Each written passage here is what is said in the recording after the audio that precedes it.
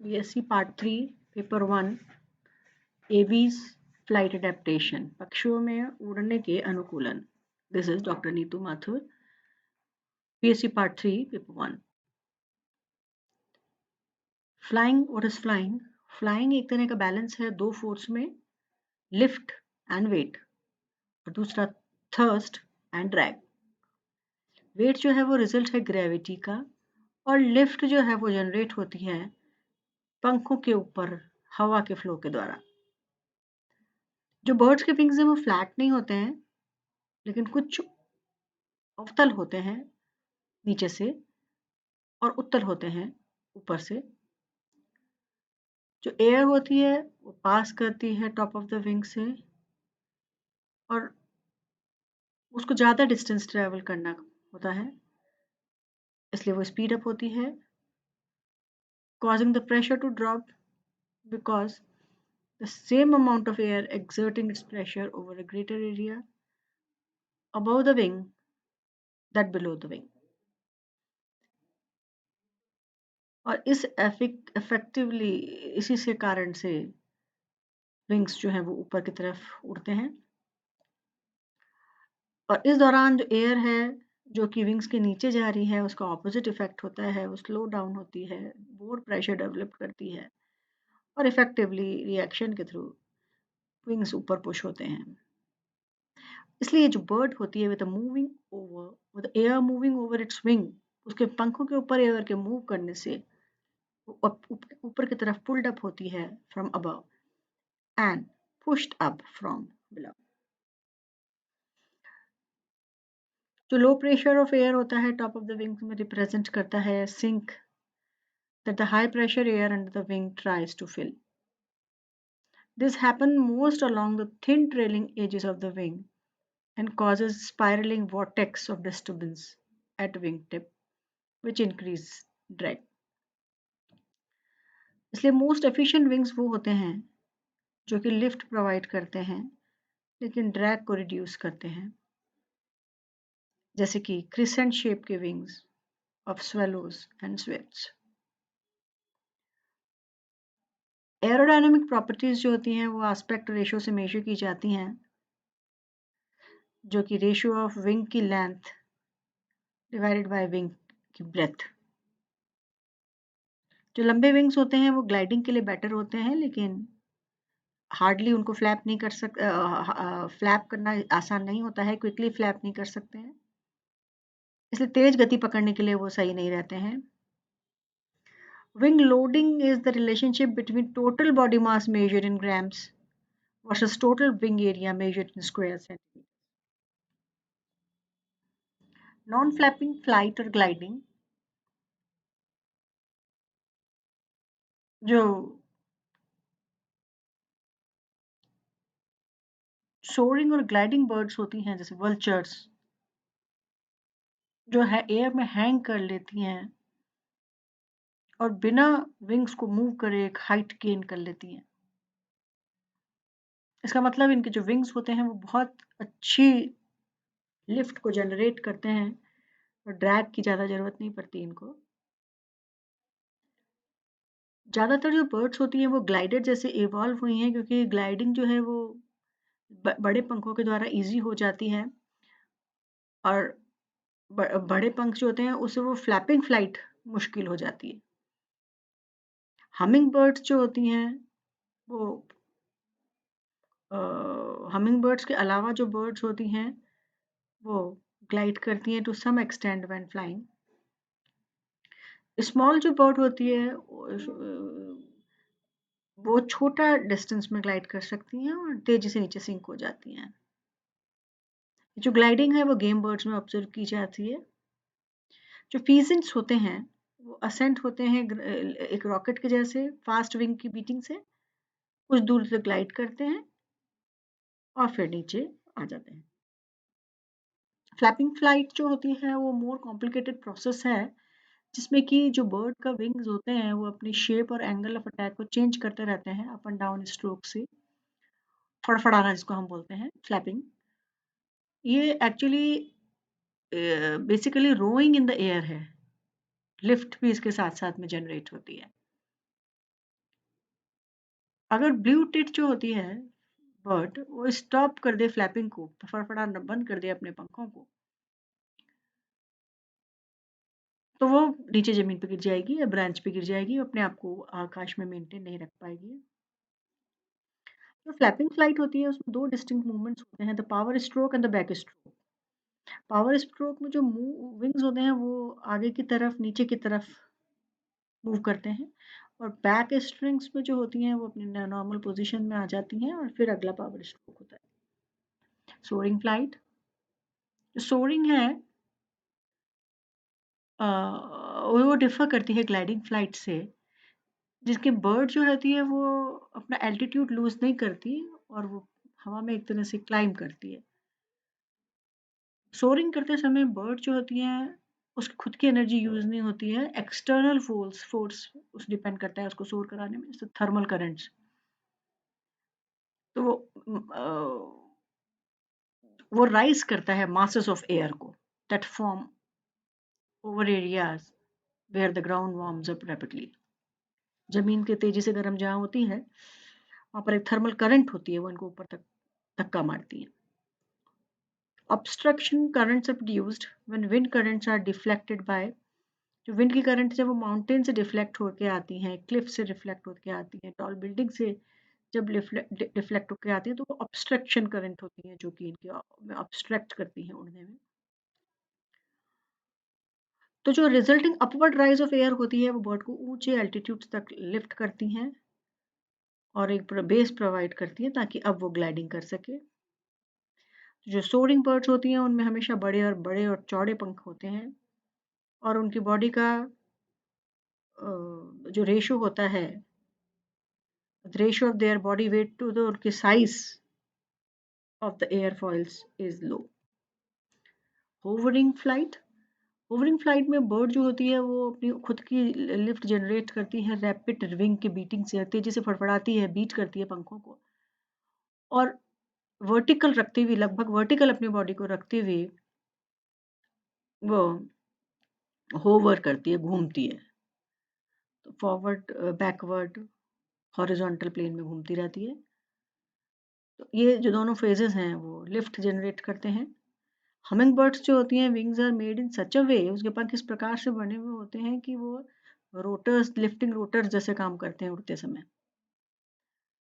अ, उनके जो pointed wings होते हैं वो फ्लैप या ग्लाइड नहीं करते दूसरी चिड़ियाओं के जैसे, बट उनको वो आगे धकेलते हैं, प्रोपेल करते हैं by the air, through the air, हवा में प्रोपेल करते हैं वो अप एंड डाउन मूवमेंट के द्वारा, और लगभग 1 सेकंड में 70 बार वो अपने पंखों को ऊपर नीचे करती हैं। After feeding it a flower they can fly backward, अपने पंख को जो फूलों के ऊपर से फीडिंग करने के बाद में वो बैकवर्ड भी मूव कर सकती है, वर्टिकली क्लाइंब कर सकती है और एकदम लाइटनिंग स्पीड से टर्न कर सकती है और एकदम स्टैंड स्टिल हो जाती है बीच हवा में। तो हमिंग बर्ड जो होती है वो लगभग 60 माइल्स पर आवर मूव कर सकती है और हमिंग बर्ड को कैच करना बहुत मुश्किल होता है। 2 मेन टाइप के फ्लाइट और एरियल अडैप्टेशंस बर्ड्स में मिलते हैं। पहला मॉर्फोलॉजिकल अडैप्टेशन और दूसरा एनाटॉमिकल अडैप्टेशन। मॉर्फोलॉजिकल अडैप्टेशन के अंदर सबसे इम्पोर्टेंट है बॉडी कॉन्टूर। तो एरियल लाइफ के लिए मिनिमम रेजिस्टेंस के लिए बॉडी जो होती है वो स्पिंडल शेप्ड या फ्यूजिफॉर्म होती है और उसमें एक्स्ट्रा प्रोजेक्शंस जो होते हैं वो नहीं होते हैं। तो जिस तरह से मछली पानी में तैरती है उस तरह से ये हवा में तैरती हैं। बॉडी कॉम्पैक्ट होती है, compact body light and strong होती है डॉर्सली और वेंट्रली हैवी होती है जो कि हवा में एक साम्य स्थापित कर पाती है। जो विंग्स हैं वो थोरैक्स से अटैच्ड रहते हैं और लाइट ऑर्गन्स जैसे लंग्स एंड सैक्स जो होते हैं वो उनकी पोजीशन ऊपर होती है और low central position of heavy muscles, sternum, digestive organ below attachment of both the wings और उससे लो सेंटर ऑफ ग्रेविटी बनती है, उड़ने में सहायता प्रदान करते हैं। बॉडी पे फेदर्स कवर्ड रहते हैं। फेदर्स के अंदर ये फेदर्स होने से एडवांटेज ये है कि जो smooth closely fitting and backwardly directed contour feathers जो होते हैं वो बॉडी को स्ट्रीमलाइन बनाते हैं, जो एयर से पास करने में मिनिमम फ्रिक्शन करने में मदद करते हैं। जो फेदरी कवरिंग है वो बॉडी को लाइट बनाती हैं और प्रोटेक्ट करती हैं from hazards of environmental temperature से। कंसिडरेबल ब्लैंकेट बनाती हैं enveloping the air around the body, buoyancy बनाए रखने के लिए, उत्प्लावकता बनाए रखने के लिए। जो non conducting covering of feathers हैं वो इंसुलेट करते हैं बॉडी को और लॉस ऑफ हीट की कमी होने से बचाते हैं, और वो ठंड में भी अपने आप को बचा के रखती हैं हाई एल्टीट्यूड्स में, और एक कांस्टेंट टेम्परेचर इनमें बना रहता है। Feathers of wings form a broad surface of striking the air. इस तरह से जो feathers हैं वो ये हेल्प करते हैं। जो अग्रपाद है वो पंखों में रूपांतरित हो जाते हैं, हम जानते हैं बर्ड चिड़ियाओं में। और जो ये विंग्स हैं यही पूरा ऑर्गन होते हैं उड़ने का। कॉम्प्लिकेटेड स्ट्रक्चर होता है इनमें, बोन्स का, मसल्स का, नर्व्स का, ब्लड वेसल्स का, फेदर्स का। एंटीरियर रीजन ऑफ ट्रंक से ये विंग्स निकलते हैं। जब रेस्ट के कंडीशन में बर्ड होती है तो ये रिमेन फोल्डेड रहते हैं, फोल्डेड ही बने रहते हैं दोनों बॉडी के साथ दोनों तरफ, लेकिन फ्लाइट में ये एक्सपेंड हो जाते हैं। इन विंग्स का सरफेस एरिया बढ़ जाता है फ्लाइट फेदर्स के रेमीसेस के डेवलपमेंट से, जिनकी कि vane of each remiges forms a flexible and continuous surface for striking the air in flight. जो फ्लाइट फेदर्स होते हैं विंग के वो ब्रॉड सरफेस बनाते हैं जो कि बर्ड को सपोर्ट करते हैं हवा में। पर्टिकुलर शेप जो विंग की होती है, थिक स्ट्रॉन्ग लीडिंग एज होती है, कॉन्वेक्स अपर सरफेस, कॉनकेव नीचे वाला सरफेस, तो एयर प्रेशर को रिड्यूस करने का काम करते हैं ऊपर और नीचे बढ़ाते हैं ताकि मिनिमम टर्बुलेंस पीछे हो और वो आगे की तरफ मूव करे, लिफ्ट करे जंतु।